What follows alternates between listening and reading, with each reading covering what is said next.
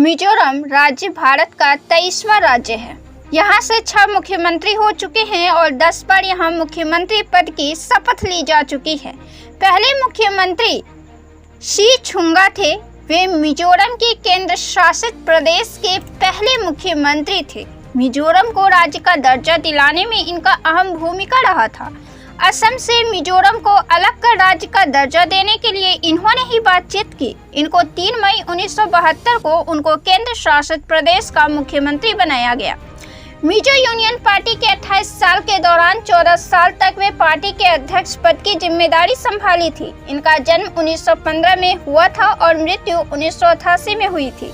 1952 में इनको मिंजो संघ का अध्यक्ष नियुक्त किया गया, क्योंकि लोगों को वरिष्ठ लोगों के बजाय युवाओं को पसंद किया गया और उन्हें तवज्जो दिया गया।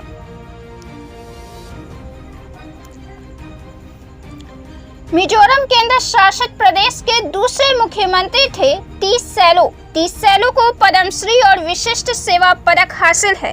यह सम्मान उनको सैन्य सेवा और मानवीय कार्यों के लिए दिया गया था। उन्होंने आजीवन उपलब्धियों के लिए मिजो पुरस्कार से सम्मानित किया गया था। उनकी राजनीतिक पार्टी भी है, जो प्रमुख राजनीतिक दलों में से एक है, जिसका नाम है मिजोरम पीपल्स कॉन्फ्रेंस। 1978 में मिजोरम विधानसभा चुनाव हुए और वे अपनी नई पार्टी को जीत दिलाने में कामयाब रहे। उनका बेहतर कार्यकाल रहा और अगली बार हुए चुनाव में उन्होंने फिर से जीत हासिल की। 1984 तक वे मुख्यमंत्री बने रहे। हुआ यह था कि 1984 के चुनाव में वे तो विधानसभा चुनाव जीत गए, लेकिन उनकी पार्टी कांग्रेस से हार गई थी। इसके बाद वे विधानसभा के प्रतिपक्ष नेता बनाए गए। फिर उन्होंने हैट्रिक लगाई। एक बार फिर से अच्छे वोटों से 1998 और 2008 में जीत गए, लेकिन अब उनकी पार्टी की बारी आई तो उनकी पार्टी आगे नहीं बढ़ पाई। 2013 में 91 वर्ष की आयु में उन्होंने राजनीति से संन्यास ले लिया। 91 वर्ष की आयु तो सबसे अधिक होती ही है। वे सबसे उम्रदराज विधायक थे। वे प्रतिष्ठित सैन्य अधिकारी थे, जो न केवल अंग्रेज सरकार को अपनी सेवाएं दी थी, बल्कि भारत के लोगों के लिए भी उनके कामों के लिए उन्हें सम्मानित तो किया ही जा चुका है। 1960 में लेफ्टिनेंट कर्नल के पद पर उनको पदोन्नत किया गया। 1963 में उनको फिर से कर्नल और 1966 में ब्रिगेडियर के पद पर पदोन्नत किया गया, जब तक कि वे 1974 में सेवानिवृत्त नहीं हो गए। उन्होंने ब्रिटिश भारतीय सेना में सेकंड लेफ्टिनेंट के रूप में एक आपातकालीन कमीशन के लिए आवेदन किया और उन्हें देहरादून में भारतीय सैन्य अकादमी में शामिल होने के लिए चुना गया। तब फरवरी का महीना था और 1942 का साल था, जब द्वितीय विश्व युद्ध अपने चरम पर रहा था।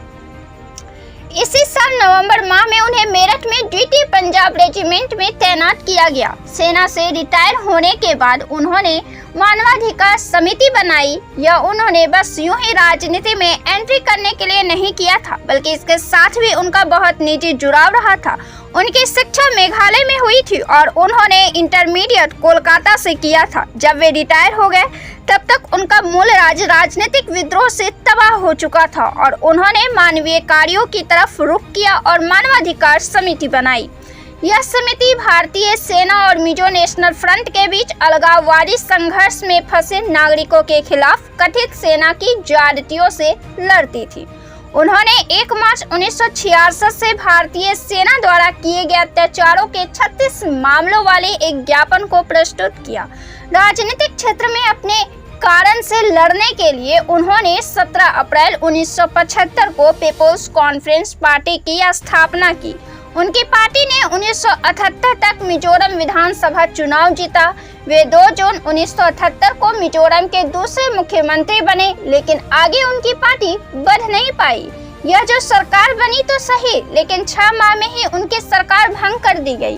राजनीतिक अशांति राज्य में काफी व्याप्त हो गई थी। 1989 में फिर चुनाव हुए और उनकी पार्टी ने फिर से जीत हासिल की और वे मुख्यमंत्री चुने गए। बाद में उनकी पार्टी का क्रम तो चलता रहा, लेकिन राजनीति में सफल नहीं रहा। उनके 3 बेटे और 1 बेटी थी। सभी अपने क्षेत्र में सफल रहे। उनकी बेटी लाल दिंगलियानी राष्ट्रीय महिला आयोग की सदस्य 2013 से 2016 तक रही। 27 मार्च 2015 की सुबह उनके लिए उनकी जिंदगी की अंतिम सुबह साबित हुई। मिजोरम के दूसरे मुख्यमंत्री पुललथन हवला 3 बार और सबसे अधिक बार यहाँ के मुख्यमंत्री बनने का खिताब अपने नाम कर चुके हैं। वे एक बार मिजोरम के केंद्र शासित प्रदेश रहते हुए मुख्यमंत्री बने और 2 बार राज्य के दर्जा मिलने के बाद वे पहली बार 2 साल 107 दिन के लिए, दूसरी बार 9 साल 313 दिन के लिए और तीसरी बार 10 साल 3 दिन के लिए मुख्यमंत्री बने रहे। वे पहली बार 5 मई 1984 से 20 अगस्त 1986 तक मुख्यमंत्री रहे, दूसरी बार 24 जनवरी 1989 से 7 दिसंबर 1993 तक और तीसरी बार तथा अंतिम बार 11 दिसंबर 2008 से 11 दिसंबर 2013 तक। ये ईसाई धर्म के मानने वाले थे। आज के जमाने में जब अशिक्षित नेताओं की भरमार है तब वे ग्रेजुएट थे। वे अपना कैरियर एक रिकॉर्डर के तौर पर शुरू की थी और उसके बाद वे बैंक में असिस्टेंट के रूप में कार्य किया था। वे मिजो नेशनल फ्रंट के सचिव रहे। वे भारतीय कांग्रेस में भी गए। वे मिजोरम के पार्टी अध्यक्ष भी चुने गए। उनके नेतृत्व में कांग्रेस पार्टी ने बहुमत भी हासिल किया। ये वही संगठन था जो 1960 से 1976 के दशक में भारत से आजाद होने के लिए गुप्त तौर पर सक्रिय था और चीन पाकिस्तान से मदद भी मांगी थी और देश के लिए एक संकट खड़ा किया गया था। हालांकि इस पार्टी ने वापसी की और फिर भारत में शामिल होकर इससे निकले नेता राज्य के सीएम हुए। जोरामथंगा भी इसी पार्टी से थे जो अगले 2 बार सीएम की जिम्मेदारी संभाली थी। मिजोरम के पहले मुख्यमंत्री लाल देंगा एक मिजो राष्ट्रवादी नेता थे और मिजोरम राज्य के प्रथम मुख्यमंत्री थे। साल 1959 के अकाल के बाद जिसमें कम से कम 100 लोगों की जान चली गई थी और मानव संपत्ति व फसल का भारी नुकसान हुआ था।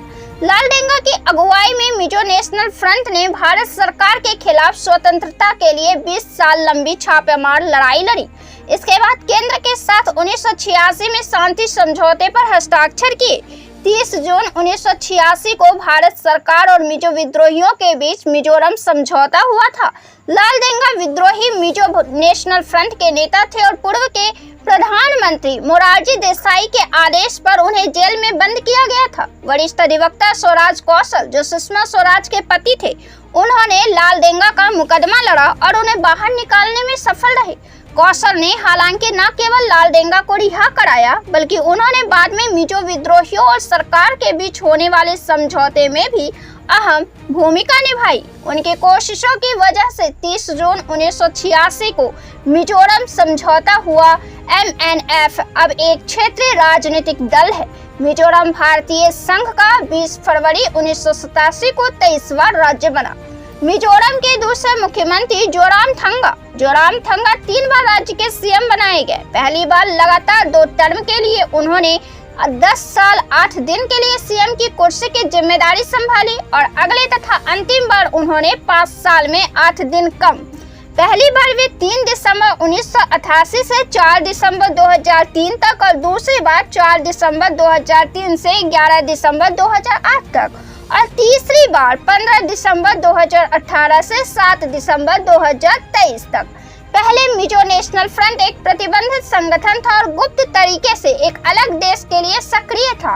इन्हीं हालात में जोरामथंगा को रणबंग इलाके के सचिव के पद की पेशकश की गई और उन्होंने 3 वर्ष तक ये जिम्मेदारी भी संभाली थी। विद्रोह के दौरान सेना ने जोरामथंगा को गिरफ्तार कर लिया। 1990 में हुई लाल देंगा की मृत्यु तक जोरामथंगा उनके सबसे भरोसेमंद सहयोगी थे, अतः मिजो नेशनल फ्रंट के अध्यक्ष बने।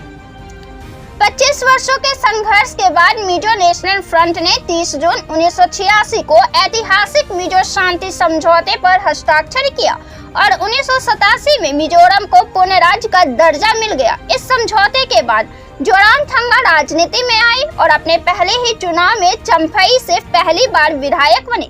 बागी से मुख्यमंत्री बने लाल देंगा के मंत्रिमंडल में उन्हें वित्त और शिक्षा मंत्रालय की जिम्मेदारी दी गई। 1998 के विधानसभा चुनाव से ठीक पहले जोरामथंगा ने मिजोरम पीपुल्स कॉन्फ्रेंस से गठजोड़ कर लिया। इस सियासी गठजोड़ ने राज्य विधानसभा की 40 सीटों में से 33 सीट जीत ली थी और पहली बार मिजोरम के मुख्यमंत्री बने। 2003 के चुनाव में उन्होंने अकेले ही चुनाव लड़ा और राज्य में जीत दर्ज की। 2008 के चुनाव में उनकी पार्टी केवल 3 विधायकों तक सीमित हो गई। जोरामथंगा ने अपनी चम्फाई सीट को भी गंवा दिया, जिसे वे 1987 से जीतते आ रहे थे। लालदूहोमा मौजूदा और मिजोरम के छठे मुख्यमंत्री के तौर पर कार्य कर रहे हैं, लेकिन राज्य के दर्जे हासिल करने के बाद वे मिजोरम के तीसरे मुख्यमंत्री हैं। उन्होंने 8 दिसंबर 2023 को कार्यभार संभाला था। वे भारत के पहले सांसद बने जिन्हें दल बदल विरोधी कानून के आधार पर बर्खास्त किया गया। वे पूर्व में एक भारतीय पुलिस सेवा अधिकारी। उन्होंने प्रधानमंत्री इंदिरा गांधी की सुरक्षा सेवा से इस्तीफा दे दिया। 1984 में मिजोरम से लोकसभा के लिए संसद सदस्य और मिजोरम प्रदेश कांग्रेस समिति, जो भारतीय राष्ट्रीय कांग्रेस की एक शाखा थी, के अध्यक्ष के रूप में चुने गए। उन्होंने 2 साल बाद उस पार्टी को छोड़ दिया जिससे वे चुने गए थे, जिसके लिए उन्हें संसद से अयोग्य घोषित कर दिया गया था। लालदूहोमा मिजोरम में एक क्षेत्रीय राजनीतिक पार्टी जोरम नेशनलिस्ट पार्टी के संस्थापक और अध्यक्ष है। विधायिका के विपक्ष के नेता के रूप में कार्य करते हुए उन्हें 2020 में दल बदल विरोधी कानून के उल्लंघन के आरोप में विधानसभा के सदस्य के रूप में अयोग्य घोषित कर दिया गया, जो भारत के राज्य विधानसभाओं में इस तरह का पहला मामला बन गया। उन्हें 1972 में मिजोरम के पहले मुख्यमंत्री चौधरी छुंगा ने मुख्यमंत्री कार्यालय में प्रधान सहायक के रूप में नियुक्त किया था। काम करते हुए उन्होंने स्नातक की डिग्री एक साल के पाठ्यक्रम में दाखिला लिया और गुवाहाटी विश्वविद्यालय से डिस्टिंक्शन के साथ स्नातक किया। 1977 में वे भारतीय सिविल सेवा उत्तीर्ण की। उन्होंने जल्द ही ड्रग पेडलर्स को ट्रैक करने और उनके खिलाफ लड़ाई में अपने कौशल और वीरता से ख्याति हासिल की। उनके वरिष्ठ अधिकारी ने उन्हें चेतावनी दी थी कि गोवा में किसी भी गिरोह को कुचलना असंभव है। लालदूहोमा ने चुनौती स्वीकार की और अंदर कवर हो गया। सबसे बड़ी गिरोह में से एक